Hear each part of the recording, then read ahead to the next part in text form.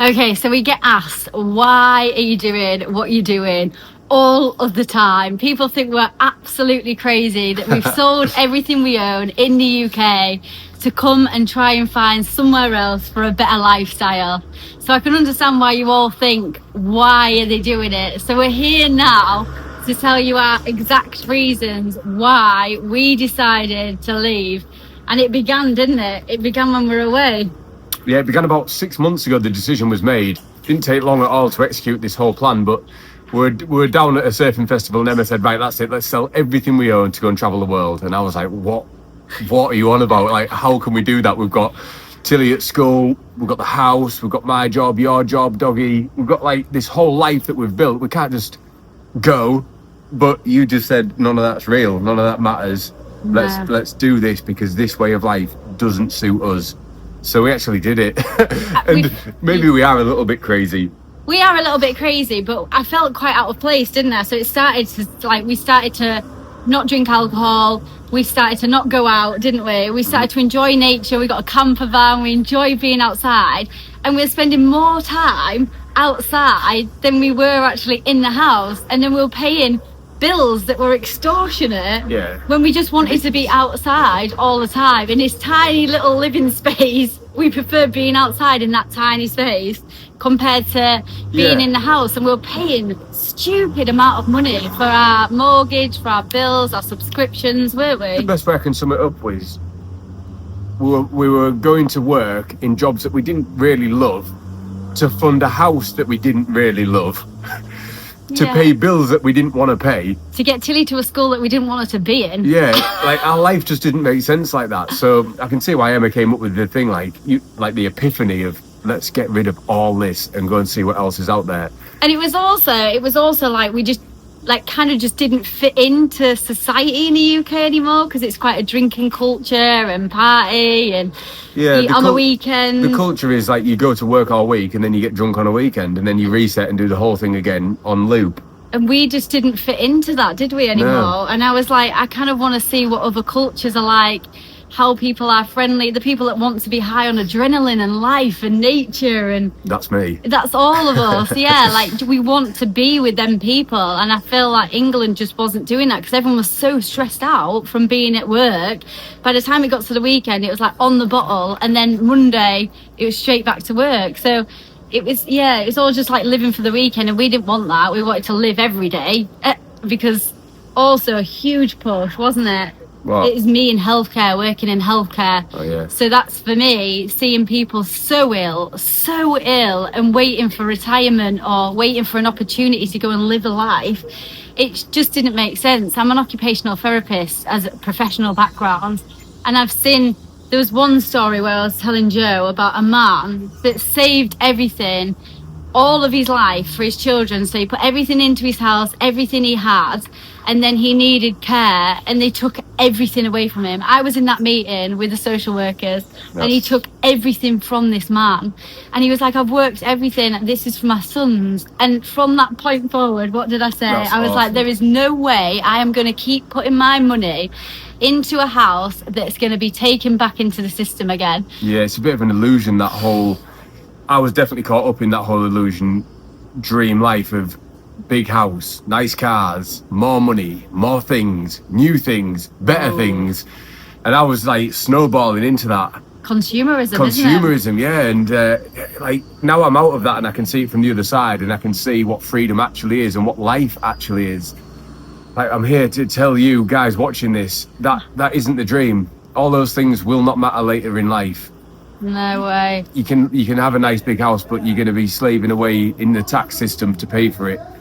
And at the end of the day, that tax system's going to swallow that house up. So don't waste your life doing that. You're attaching yourself to external things then as well, aren't you? And it's just a constant, like Joe said, it's like a spiral. You just keep buying and you're grabbing and buying and consuming to give yourself a bit of a dopamine fix. And then where are you again? You're like, oh, no, I haven't got money. I need to now go and work hard. And you were working loads. That's another reason. Working loads, not seeing each other. Yeah, I felt like I was at work all the time. Like my hours were Monday to Friday, but I was on call a lot on a night as well, and it was quite often that I got called out. So when I wasn't actually at work, I was thinking about work because I was thinking, when's the phone going to ring? And then on a weekend, I mean, I worked for years working weekends, and any free time that I had out of work, I was exhausted because I'd used all my energy at work. And then when I did have some free time, I wanted to be out mountain biking, camping, like doing as much activity as I could because I worked in a factory. It was cooping me up. So I was just tired all the time. This is the first time in my life that I've actually felt free. And it's not a holiday. This isn't a holiday, what we're doing. Like, this is definitely a lifestyle choice. It doesn't come easy. There's a lot of stresses that are accompanied with it, but it's a lot better than what we were doing. And everyone keeps asking us what you're going to do when the money runs out, but we're not kind of stuck in fear about money. Like, we know that we'll be okay at least for a year, and it's not a holiday. We are actually looking for somewhere else. We're doing it short term so we can get through so many places so that we can see what we like the most and what pulls us in. Yeah. But we are actually genuinely looking to not go back to the UK. We are looking for somewhere else for us all to be and what fits us all. Another key reason, massive reason as well, was the school system is like a landslide. Like, we have seen the school system go from top-notch community vibe, amazing teachers that really care about the children, to lacking resources and everything taken from them, turning into like a government's mission to get these kids out to work. And Yeah. it just seems crazy. Like, we went, didn't we, to a parents' evenings of Tilly's. How long ago was this? Probably about 8 months ago, something like that. And it just changed to an academy, her school. It used to be a real like local authority, nice school. And they took all the pictures, all the creativity off the wall, beige walls. When we went into parents' evening, they didn't even know who Tilly was, did they? No. They couldn't give us an explanation of who she really was and what she was bringing to the table as a person. It was so vague and so vacant and just not right at all. And she'd always loved school, hadn't she? Well, She thrived the school in school. the school was brilliant before it was an academy. The head teacher was amazing. There was so much energy in there. Yeah. And it was a pleasure till he came home happy, and then it all changed, and we could see it. We could see from the outside that it had changed. And then when we went to that parents' evening, we were like, "What is this? This isn't school." I couldn't This believe it. But I'll tell you exactly what it is, in my opinion, and you can take this however you want. Schools are designed to get kids into the slave system of tax. Yeah. That's what I truly believe. That it comes with. I mean, don't get me wrong. Primary school comes with that basic educational needs, like English, maths, social skills, and I do believe that as well. But I believe like the rest of it is just honing those kids into go to university and get yourself in a load of debt. Go and get a job so you can pay us as much tax as you can. Go and do these things so that your you can parents live. can go and work as well. Yeah, that's true. Yeah, keep them in school so we can work harder to pay more tax. And I think Yeah. that whole system is based around that. Oh, for sure. And the education she's getting now, honestly, it's like private tuition. Like, she's getting one-to-one education on different trips out that we do, lifestyle skills. Like, she's learning so much, isn't she? Lifestyle-wise. Things that you couldn't teach it in school. No You couldn't way. teach like the resilience that she's building doing this life and the skills that she's learning. And And she's getting to create herself, isn't she? We're getting to see what Yeah. she likes to do. So a massive one, the schooling. And Joe just mentioned about university costs. But later on in life, I decided I wanted to be an occupational therapist because I actually worked in schools and I didn't like how it was going. So I've actually been on the inside of that system. And then I hopped into another system called the NHS. I don't know why I did that, but I've always really cared about people and wanted to be there working with people. I love being with people and I love giving. yeah, helping people in life is In like life. top priority for you, isn't It's it? a huge thing for me. So I really wanted to do that, and I did that later on in life. And now I'm like I've got, I think above my head now, I've got about 82 grand's worth of debt for going to do it. So I've gone to university to go and help people in a healthcare system, and now I'm in debt by 82 grand if I am working as an occupational therapist. So I've decided to switch that round, and I can go and help for free around here. Like, people, I was saying to Joe the other day, like, we're paying for food and we're going to like markets and we're doing all of this stuff everywhere we go around the world. We're actually helping people, not greedy people. We're helping people that actually need support. So whatever we're paying for an excursion or a trip or food or whatever it may be, we're supporting them people. We're supporting local people as well. We're not supporting any corporations here. We're living the local life at the minute, and we're dealing with the locals. So the food stalls and the little mini excursions, or even just like the surfboard hire, this is supporting a pure local community, and we love that. Yeah. And so thinking of the reasons, obviously this is making us flourish as well, but the stress levels, like I used to have a problem with my shoulders all the time. I was like this. I had to go to physio and everything constantly because I was always stressed. Like I felt stressed all of the time. Obviously working in the NHS is stressful, but not just that. It was getting Tilly to school on time when it was just constantly a battle every morning to get her up and get her dressed and go to school. And she didn't want to go to school. She started secondary school and she only did 3 months of secondary school, and it was just an absolute battle. She didn't like it. It was so strict. She couldn't be who she wanted to be. And I was thinking, why are we battling? Like, we've got an older daughter as well, and we had the same issue. So we learned from that, didn't we? Yeah. That she didn't fit into that system. And now it's like, why are we battling against this? This is ridiculous. Let's just go and show her the world. No one wants to be here. We just decided we'd all absolutely had enough. It's just an absolute joke in my eyes, the UK. The school was so bad. She didn't want to go on a morning. When she came back on an evening, she was so tired. She just sat in a room all night, exhausted from listening to things that we don't think are relevant in school. Like teaching about the Battle of Hastings. Like, what relevance is that going to show her in life? To me, nothing. If you want to learn about that, then fair enough. It's going to help you in life, then fair enough. But you can find all this information so easily accessible using the internet. So...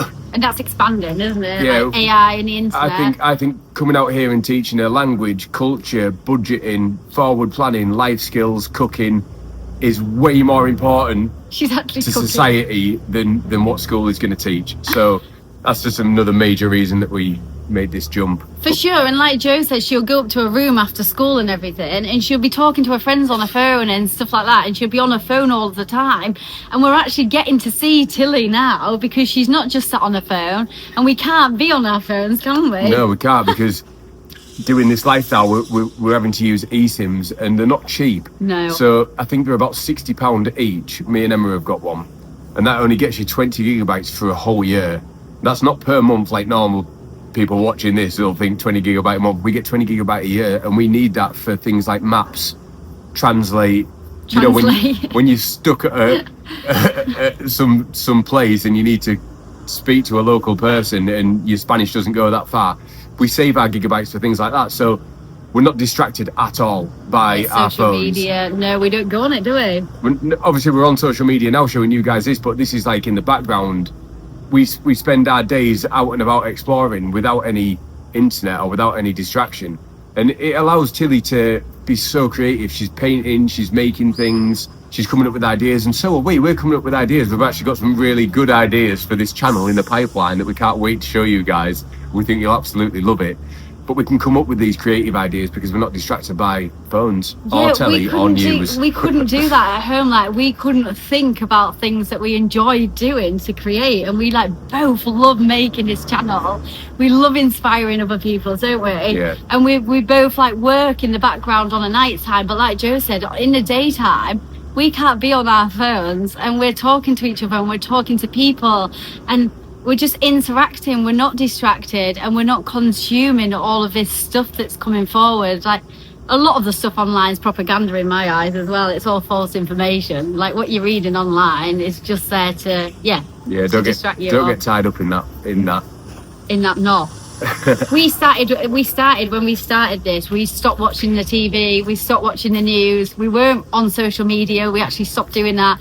So all of that was like a build up ready for us to like just leave, because it didn't fit our lifestyle. And people around here, they're not sat on the phones all the time. They're not talking to each other on the phone. They're actually with each other, like having a good time. Oh yeah, this leads me on to another point. Like before I did this. I was so enclosed in my own little box. I had like my friendship group and my work and my family, and they were the only people that I really spoke to. I completely forgot how to have conversations with strangers, like how to initiate conversations, how to hold a conversation. That is so bad at 33 years old to be thinking, oh, I don't actually know how to approach them, to talk to them. So a major point for me coming and doing this journey was I'm going to make so much more of an effort to go and initiate conversations with strangers. And I've had the opportunity to do it all the time because we're sat on buses with other people that are traveling, or we're in a hostel with other people that are traveling, or you have to go and speak to the locals to buy bread and milk. And like, this has brought me out of my shell massively. And it's going to do the same for Tilly. All of us, we all have to talk, and we're all getting close to each other. We're all realizing the good points and the bad points. This isn't all rainbows and sunshine. It is not. Like us all together doing this. Can you imagine, like, working together, being together all of the time? But I think the more that we get confident and the more we build in this, like, traveling, whatever we're doing now, we don't even know what it is. It's just search on the search. I think we'll just build our confidence anyway, won't we? And then we'll be able to do our own thing a bit. We're still finding our feet. This is 8 weeks in. We're still, like, definitely trying to find our feet. Another reason why we left for the UK is that you are under the clouds and the rain for 9 months of the year. Why would you want to stay under darkness? You get like 1 month, and in that time when you get like one nice day, everyone's running down to the beach, and then there's like warnings out that there's too many people on the beach at that time. It's just crazy. Like, the light, just having the light, and like, it just increases positivity, doesn't it? It just puts you in a different world. Seeing the sun definitely boosts morale for sure. Yeah, so it's not all just about the sun, but that helps. Like, the weather was getting worse and worse in the UK, wasn't it? It's so miserable. Like, coming out here and seeing how other people live and how they communicate and what they do on a day-to-day basis, they're so happy. Yeah. Why is everyone so miserable in the UK? Why are people always trying to put other people down in the UK? I don't understand that, and I don't think I ever will understand that, because you come out to these places, these people, these locals, they don't even know us. They want to pick you up. And they still want to come and pick us up, so they'll come and chat to us, they'll come and sing with us, they'll come and dance with us. Like, that doesn't exist in the UK. If someone came up to you and started dancing and trying to boost morale, you'd be like, what's this weirdo doing? Like, they genuinely come up, don't they, like in the vans and stuff, and they're like, whoa, beautiful people. Like, they're just so uplifting. And like Joe said, we don't know what's going on in the UK, but everyone's competing and dragging each other down. And I don't blame, like, human beings for that. I blame the government slightly for that they are pushing and driving people. They use propaganda to turn people against each other. So they will drive a race war. They will drive a gender war. They will drive any sort of disruption to keep people from uniting together. And I don't know, just thinking about this now has led me on to think maybe it was where we were living that was so, like, disconnected in Harrogate. Because it seems like that's the sort of place where people want to say, look at me, and look at my big house, and look at my Range Rover. And all the meals and drinks that I can afford. Yeah. Yeah, definitely. And you come out to a place like this, and it's such a community vibe. So, like, if someone had a problem, like if someone's roof caved in, the whole community would come together and rebuild that roof. That's what you're dealing with here. It's such a friendly vibe, such a friendly community, and that just didn't exist for us in the UK. I think if you had a problem, people were sort of saying, ha ha ha, look at him, he's having a bad time in life. Someone's struggling. What even is that? I feel like we're out of that now, and it's the weirdest thing to now look into that and think that I can't see us ever going back to that. Like, just destroying each other. And when you're in it, you don't even realise you start turning judgmental. Like, you start judging people and having opinions on people. And, well, just look at some of the comments from people. And it's all from the UK. Now we've got an algorithm in these different countries. It's all like, welcome, we help you. It's just completely different. We are going off on a tangent. No, but that is a major point. We get a lot of hate online. Crazy. But it's 99% of that hate is coming from people in the UK. Yeah. Jealousy, What, I'm is guessing. it jealousy or what? Like what? Like why? Why do you hate us for doing this? I don't know. We get comments from around the world: Australia, New Zealand, Canada, America. Now we're in El Salvador, Guatemala, Mexico. We've had such friendly vibes and positivity from these people. We're still getting a lot of hate from the UK. But I think that's the tearing each other down part. I don't think people really realise their actions, and they're just reacting and not responding. Like I think people are reacting like it's so abnormal what we're doing, especially to the UK. Like people are like, well, this is abnormal. What about money? What about this? What about that? All negative things. No one's ever thinking, no one's ever saying, oh, what if that works out? Actually, what if they do find an opportunity, like something? Yeah, don't get us wrong though, there is a lot of positivity from the UK as well. Oh yeah, I know that, but like, what if you flip that? Like, what if you flipped it to a positive thing of saying like, what if that actually does work out for them? Yeah. Like those questions, like people don't question it in a negative sense in different countries as such.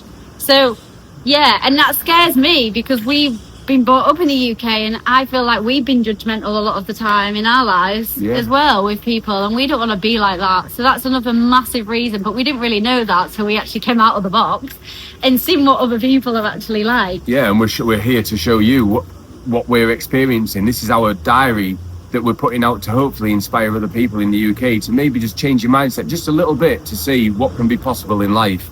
A huge reason why there was the cost of living. Like I said that at the beginning, like our house, our mortgage, everything was just hiking, and it was getting worse and worse, and it got to a point where I was so stressed to get in the shower, or so stressed that it was going to get into winter that we couldn't afford it, and we're just sat in like hoodies. It's just not the way to live. That's so true. Like just feeling stressed about just living in a place. We don't have that anymore, and we're not getting an income, but I don't feel stressed. No, the income will come in time. We're confident the universe will provide opportunities for us. We believe in ourselves. I believe in what we're doing. Like I fully believe in it. So why wouldn't it? It's only us that creates our own reality, surely. For sure.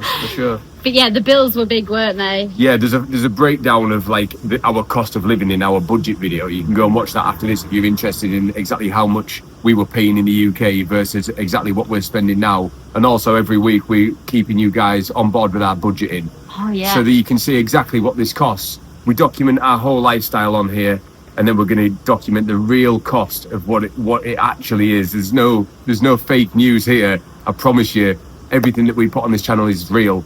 And before we go, a lot of people do ask us the question, why would you be stupid enough to sell your house and make yourself homeless, and why didn't you rent your house out? Someone just flew into my ear. Oh God. The reason why was... It's just a headache having a background. It was the bottom line of it. We could have rented our house out and it would have generated an income, but that income would have only covered the mortgage that we were paying on it. It was astronomical. Yeah, it was high. On top of that, you know, the last thing we want when we're 6,000 miles away is someone ringing up telling us the boiler's broken or the roof's broken or something's broken in the house that we've then got to deal with. We didn't want the stress of it, did we? No, this is such a huge challenge on its own that would have definitely complicated matters even worse. Yeah. So we just wanted to have a clear mind, nothing in the background. The only possessions we own we're carrying with us. So.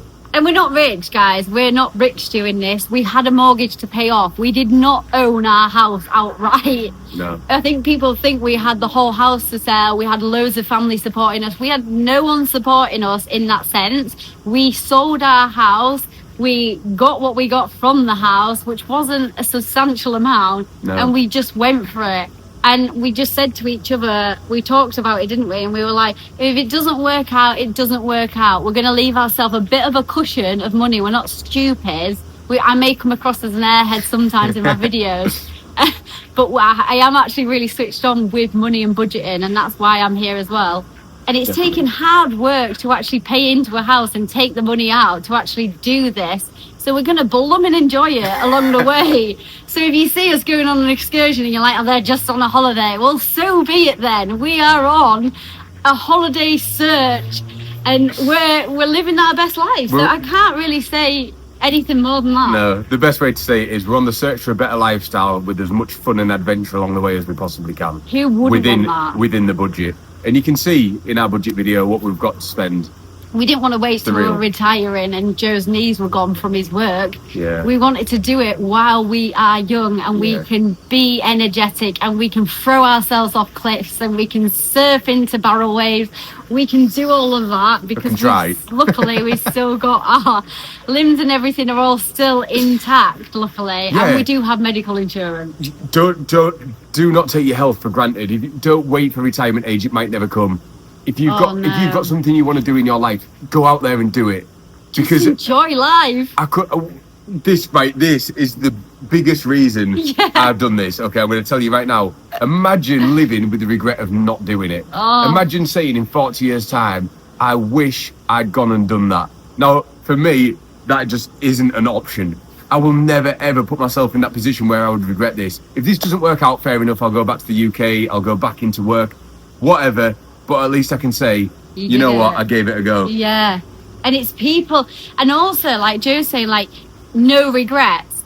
But imagine if you're sat there and you're like, oh, well, it just wouldn't work out for me. I'm stuck in a rut, money fear, and because you don't have the money, you can't. But you weren't trying along the way. Do you see what I mean? Like, that's why then you'd look back and be like, oh, I didn't do it because of money. Like, that makes no sense. You can have whatever you want in life. You just have to try, yeah? It takes a lot of hard work. It really does. It does take work, but we're here, and I came from nothing. When I was younger. We both came from nothing. We haven't been handed a load of money from family or anything like that. Everything we've got, we've built. Yeah.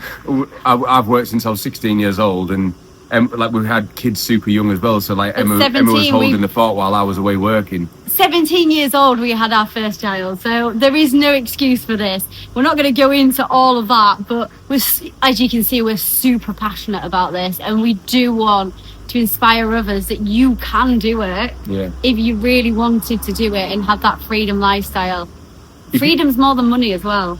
If you would like to know more about our background and our history as people, then let us know in the comments, because I don't know if people would be interested in how we met and, you know, the life that we lived before we met each other, and then our career path and things like that. If you're interested in that side of our life, let us know, and we might make a video on it. Yeah. Anyway, keep watching our videos, keep following us, and please subscribe, because it really helps us to keep this going. And we absolutely love doing what we're doing, and none of it's put on.